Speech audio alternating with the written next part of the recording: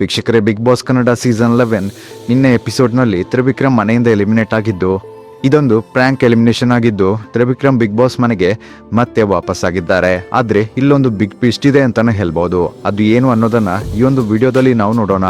ಅದಕ್ಕಿಂತ ಮುಂಚೆ ಯಾರಿಗೆಲ್ಲ ತ್ರಿವಿಕ್ರಮ್ ಎಲಿಮಿನೇಟ್ ಆಗದೆ ಉಳಿದಿರೋದು ಖುಷಿ ಆಯ್ತು, ಈ ವಿಡಿಯೋಗನ್ನು ಲೈಕ್ ಕೊಡಿ ಮತ್ತು ಈ ಸಲದ ಬಿಗ್ ಬಾಸ್ ನಲ್ಲಿ ನಿಮ್ಮ ಫೇವರೇಟ್ ಕಂಟೆಸ್ಟೆಂಟ್ ಯಾರು ಅನ್ನೋದನ್ನ ಕಮೆಂಟ್ ಮಾಡಿ ತಿಳಿಸಿ.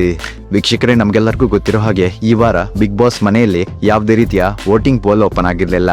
ಹಾಗಾಗಿ ಈ ವಾರ ನಟ ತ್ರಿವಿಕ್ರಮ್ ಅವರನ್ನ ಬಿಗ್ ಬಾಸ್ ಮನೆಯಿಂದ ಪ್ಲ್ಯಾಂಕ್ ಆಗಿ ಅಂದ್ರೆ ಫೇಕ್ ಎಲಿಮಿನೇಷನ್ ಅನ್ನ ಮಾಡಲಾಗಿತ್ತು. ವೀಕ್ಷಕರ, ಒಂದು ಮಾಹಿತಿಯ ಪ್ರಕಾರ ಈ ಒಂದು ಫೇಕ್ ಎಲಿಮಿನೇಷನ್ ನ ಬಗ್ಗೆ ಸ್ವತಃ ತ್ರಿವಿಕ್ರಮ್ ಅವರಿಗೂ ಕೂಡ ಗೊತ್ತಿತ್ತು.